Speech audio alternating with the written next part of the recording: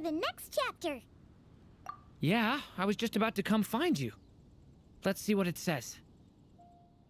Now sprout to life the story's seeds, stirred by wind-born melodies. Then on that breeze the music leaves, fading into distant memories. Seek the place where wind and tale entwine, and once there, make 3 riddles into verse, and 3 melodies into song. For in poetry and song will this story start to blossom. Come on! Another riddle? All that talk about wind and melodies? What do you think the answer could be?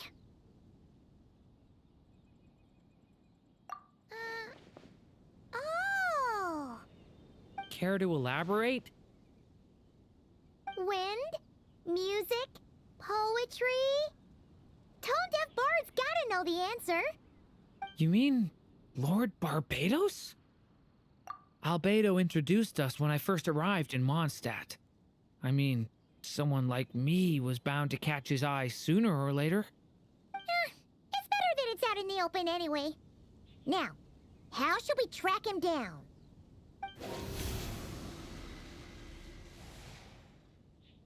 I'm pretty sure he's already caught wind of what's going on here. Why don't we just see where the wind takes us? Right. He definitely makes it easy to forget he's a real god sometimes.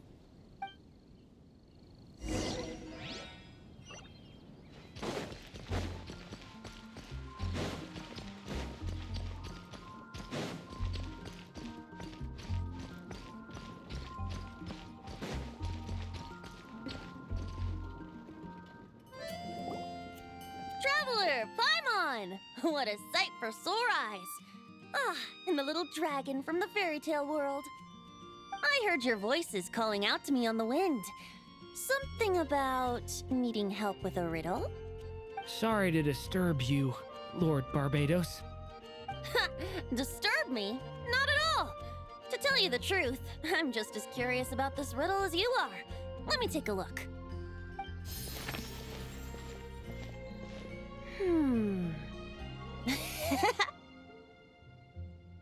What is it? Did you figure out the answer? 3 riddles and 3 melodies. That sure takes me back. The answer you seek lies hidden in memory. Looks like running to Tone-Deaf Bard was the right call after all. Long ago, those mages came to Mondstadt, seeking to test their strength against mine. But I replied, let us make music, not war, and resolve our conflicts through song. So I strummed my lyre and sang them this verse. Oh wind, welcome now, my guests. Pass through verdant leaves unseen, where shape your formless self may take, and offer up a graceful scene, a fleeting gift for welcome's sake.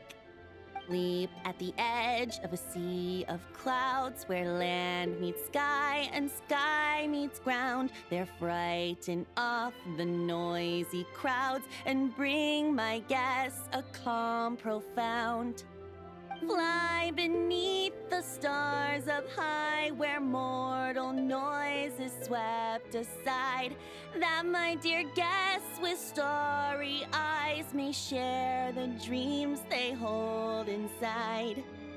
Now go to where I vowed to keep a quiet spot for them to sleep. No clash, no contest bars the way, just tea and mirth to fill the day. There you have it, the 3 melodies. As for the answers to those 3 riddles, I trust you can guess them by now. The woods, the edge of a cliff, and the sky? Correct! Funnily enough, your mother was also the first to solve it, all that time ago. There must be some kind of special rapport between those who write stories and those who sing them. The woods, a cliff, and the sky. There it is! I suppose the spot that answer points to is where you're headed next. You should know, after solving my riddle, the mages even accepted my proposal and made that location their official meeting spot. And going by what your book is suggesting, once you found it, you might want to try playing the melody I just shared with you. Guess you can be pretty reliable when it counts, huh? Great Animal Archon? Thanks for the help, Lord Barbados. Still got questions for me, huh?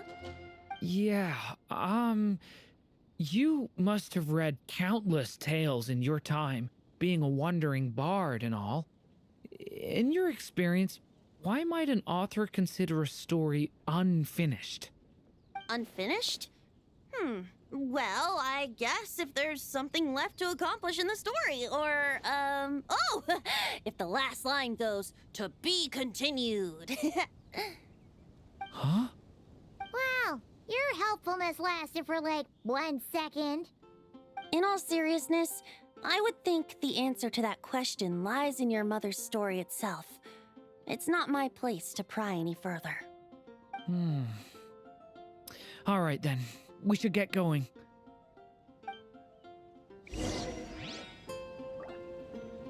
I wonder when their next meeting will be.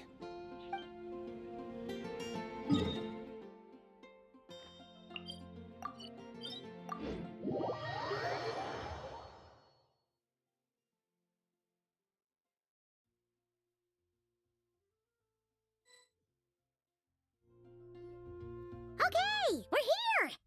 Now, we just need to play the 3 melodies, and we should be able to gather the memories for the next chapter, right? A musical performance? Huh. Out of all the things Miss Lisa has taught me, that's the one I'm worst at.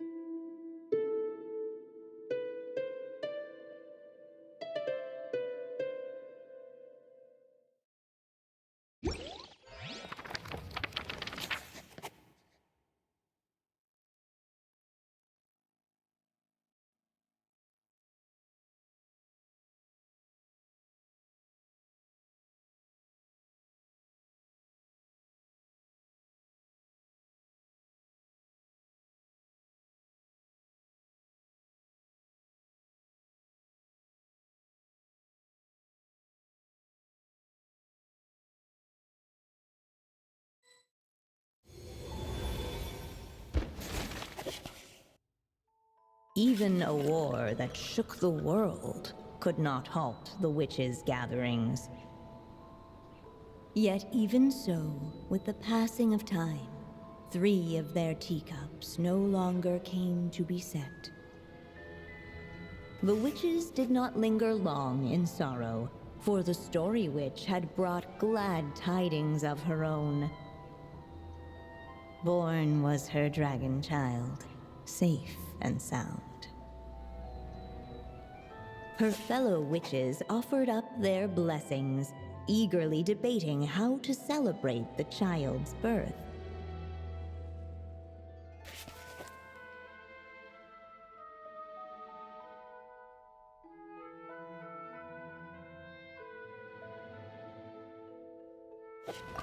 In the end, they settled on the most vibrant balloons they could find. After all, what could be more joyous than the arrival of new life? And so, the witches' gathering turned into a birthday celebration.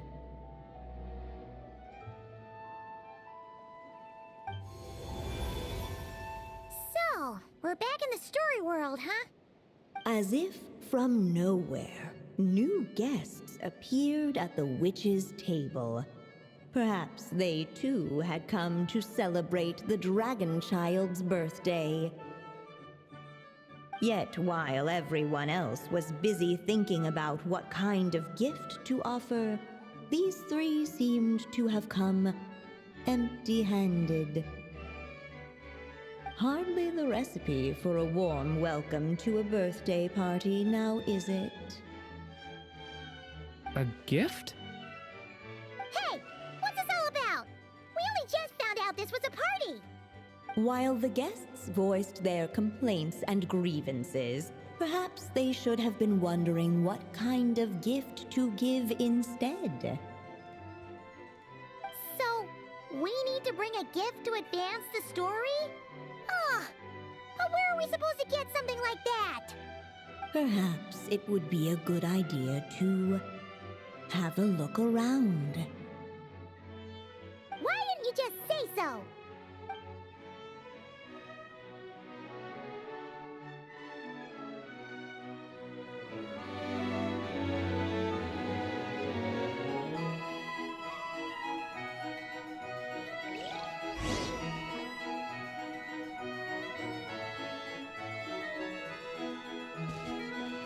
The witches went on chatting away, ignoring the empty-handed guests.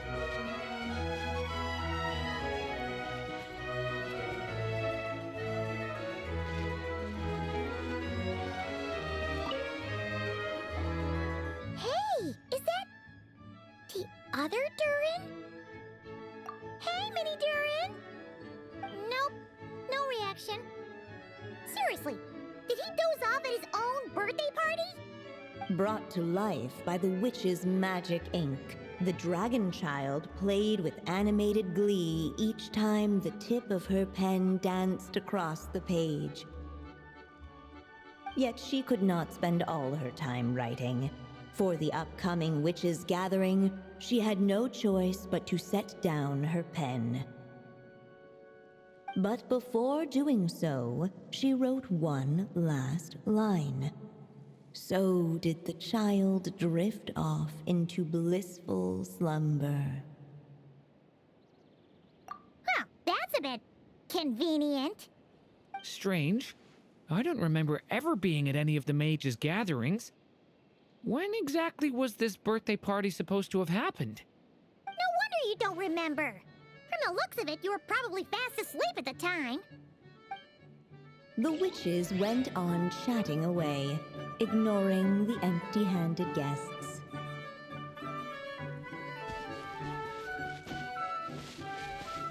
Hey,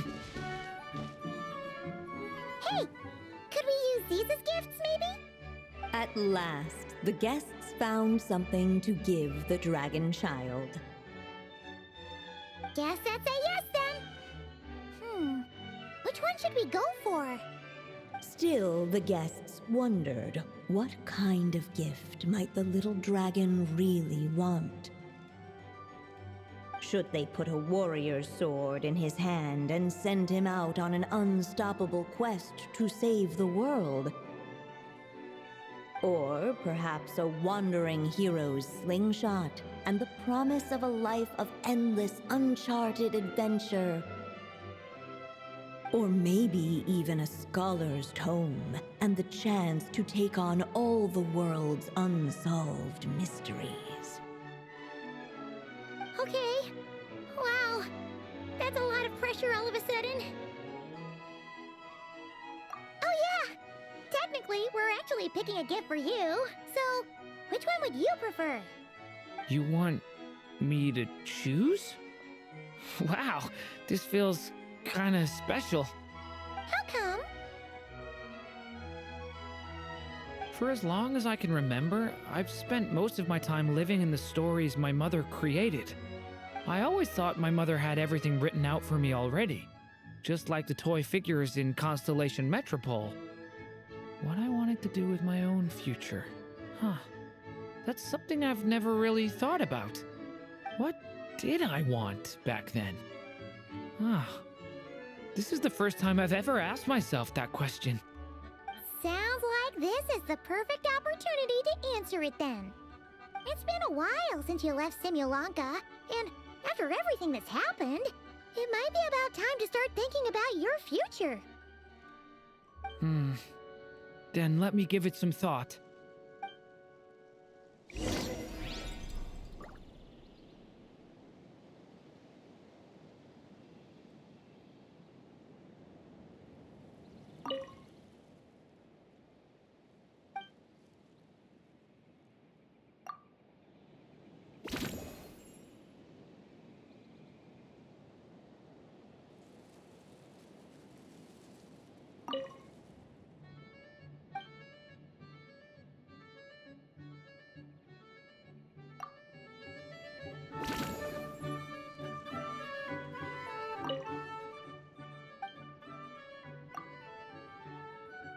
In the end, the guests settled on the warrior's sword. So, your dream is to become a warrior? I just really want to be able to keep people safe. If my time in Nodcry taught me anything, it's that a lot of problems in this world can only be settled by strength of arms. As long as I can help people, that's enough for me. Really? But I don't think it's enough.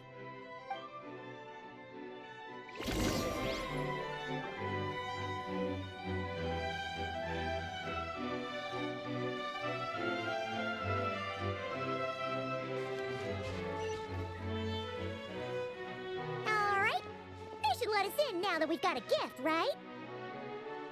Hello there. Brought a gift this time. The newly arrived guest presented his gift, wishing the little dragon a future as an indomitable warrior.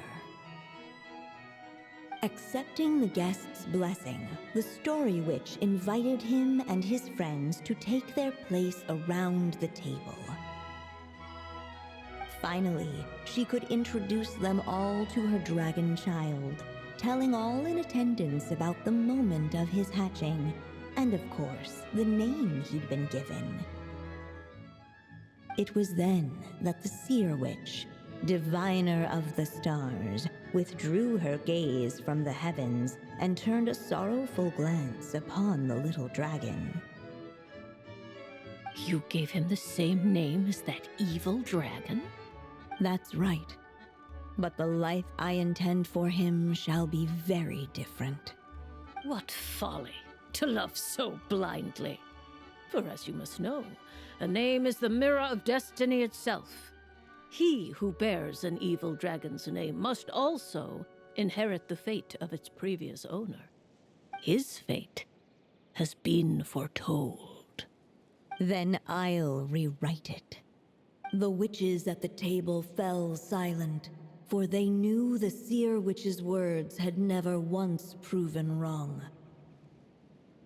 Yet, just as clearly, they recognized the Story Witch's resolve, for there is scarce a force in this world more fearsome than a mother's love.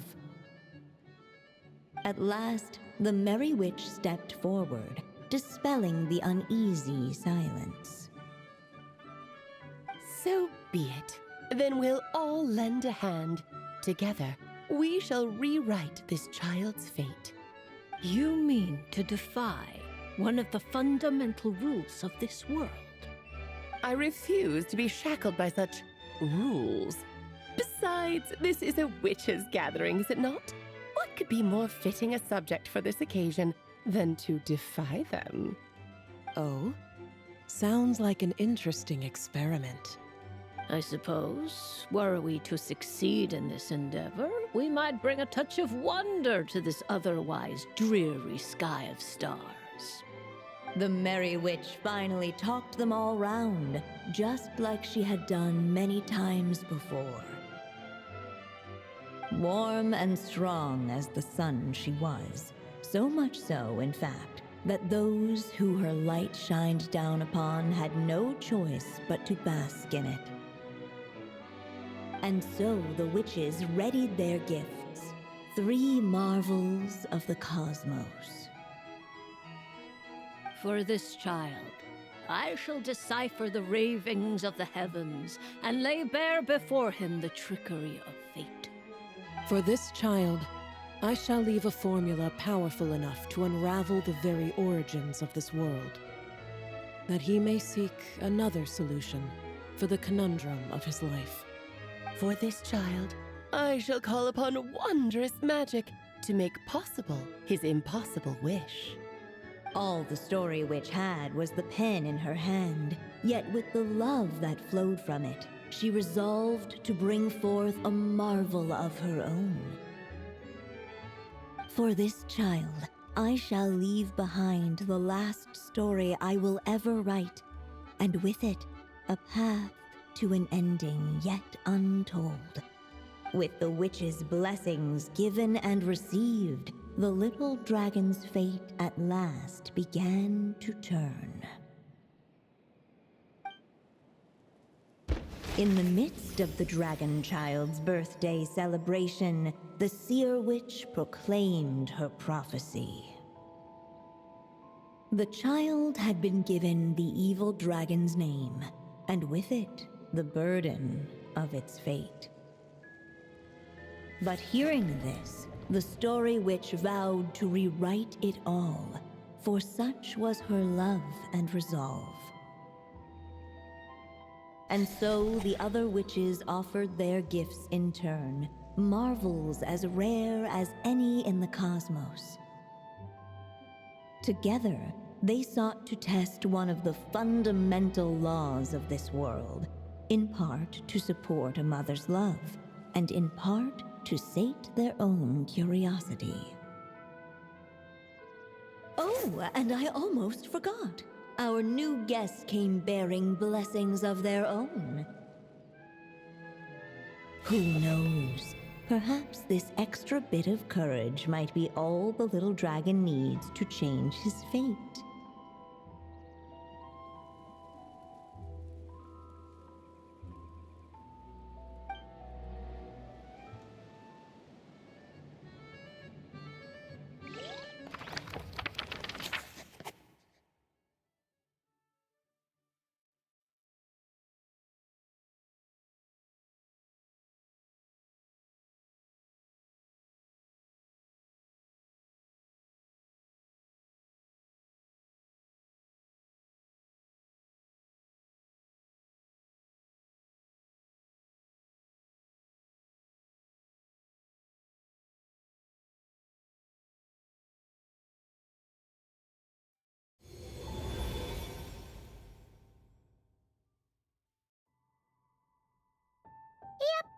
Looks like we've completed this chapter, too. Those witches in the story were the mages of the Hexen Circle, right? They sure seem to care a lot about you, Durin. But, Paimon kinda had trouble following their conversation. Just a bunch of mystery, as usual. The evil dragon's fate. Oh, is that what you're worried about? But didn't we already take care of that? Ah, the mages must have had a hand in that, too. Also, I was just thinking, which part of the story are we even meant to be completing? Oh, it feels less like we're filling in the gaps and more like we're adding something new altogether.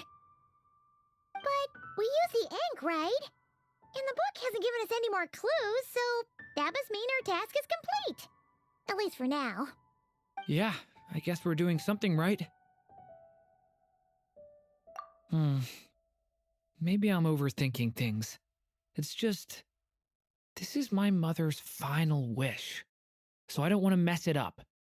Anyway, thanks for all your help. I'll let you know as soon as the book reveals a hint about the next chapter. Okay then. See you in the next chapter.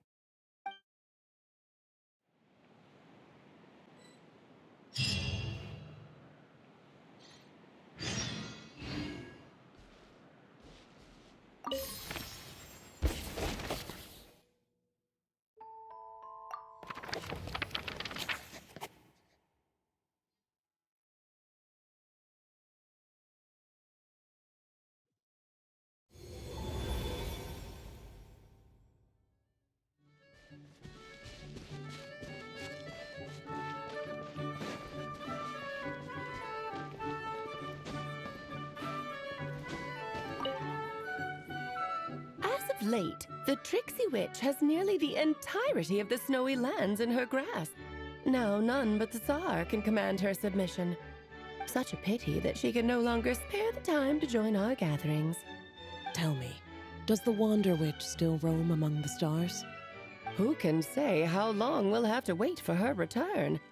I had hoped sharing all the fun little stories from our gatherings might entice her to remain. Then how about the Memory Witch? Does she still walk the mortal realm? Yes, she has that secret mission of hers to accomplish, so she couldn't make it to our gathering. But she doesn't seem to regret her choice, so naturally, it's not my place to pry. As rare a chance to gather as this.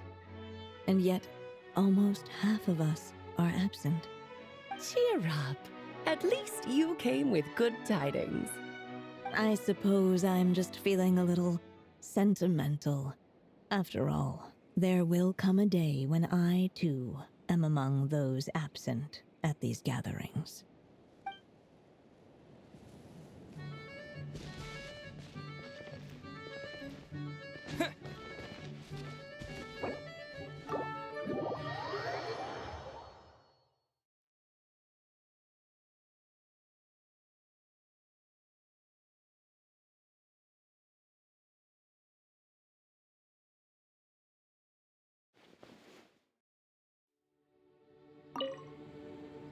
I think I'm gonna stick around, take my time reading through this book.